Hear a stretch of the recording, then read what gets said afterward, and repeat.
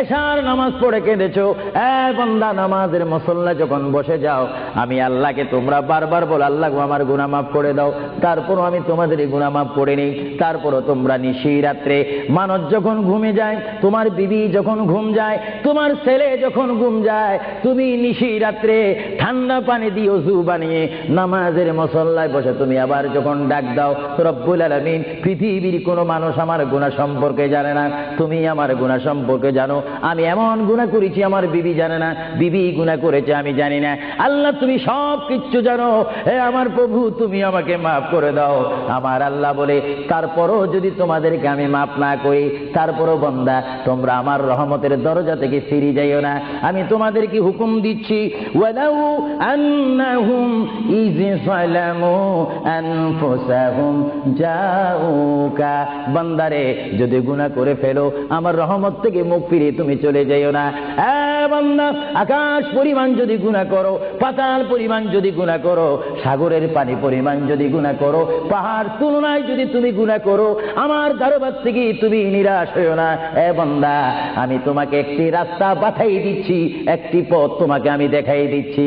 সেই পথটি কোন পথ তোমরা জানো?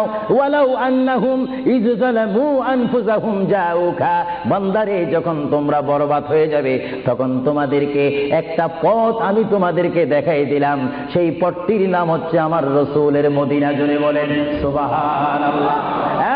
বান্দা আমার নবীর দরবারে গিয়ে কেঁদে কেঁদে তোমরা বলো ইয়া রাসূলুল্লাহ, ইয়া হাবিবাল্লাহ, আয়া আকা ইয়া রাসূলুল্লাহ।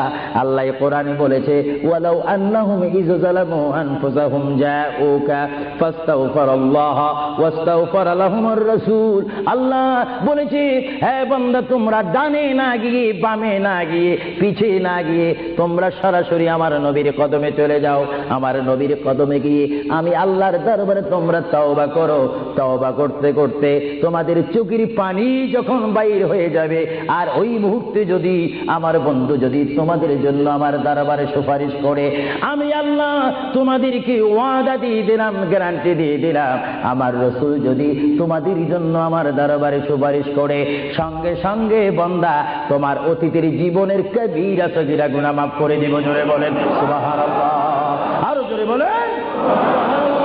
আমার আপনার গুনাহ মাফ করার জন্য রাসূলুল্লাহর দরবারে যাওয়ার দরকার আছে কিনা?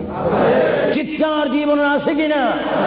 এটা কোরআনের অপব্যাখ্যা নয়, কোরআন শরীফের আয়াত। ওয়ালাউ আন্নাহুম ইয যালামু আনফুসাহুম জাউকা, যারা তাফসীরি পড়েছেন, তাফসীর জালালাইন পড়েছেন, টাইটেল পড়েছেন, বুখারী পড়েছেন, মুসলিম পড়েছেন, ইবনে মাজাহ পড়েছেন, সিয়াসিত্তা পড়েছেন, হাদিস পড়েছেন, ইজমা পড়েছেন, কিয়াস মেনেছেন, উসুল মেনেছেন, বালাগাত মেনেছেন, মুনতিক মেনেছেন, শরীয়ত বুঝেছেন, তরিকত বুঝেছেন, হাকিকত বুঝেছেন, ইলমে লুদুনি পেয়েছেন, ইলমে তাসাউফ মেনেছেন, তারা অবশ্যই স্বীকার করবে মানুষের একমাত্র মুক্তির স্থান, পরিত্রাণের স্থান, আসলের স্থান, নাজাতের স্থান, আল্লাহ পাওয়ার স্থান মুহাম্মদুর রাসূলুল্লাহ কদম মুবারক। চিৎকার দিয়ে বলেন সুবহানাল্লাহ।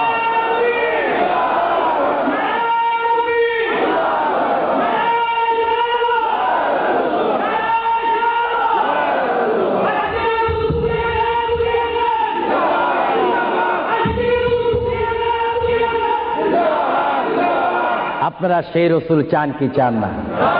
অবশ্যই চাইবেন, না চাইলেও চাইবেন। কেন চান নেই? অবশ্যই আফসোস করবেন।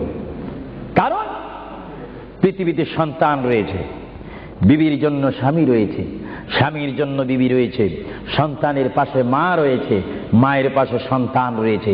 এটার নাম দুনিয়া। আর দুনিয়াও মাজরাতুল আখিরা।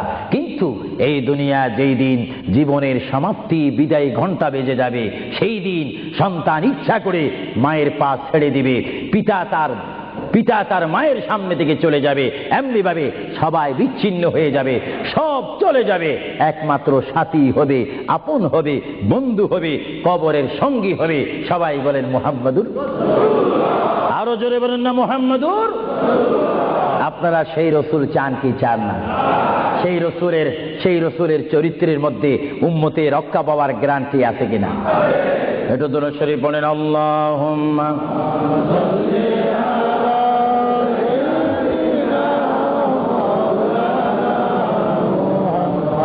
وعلى عن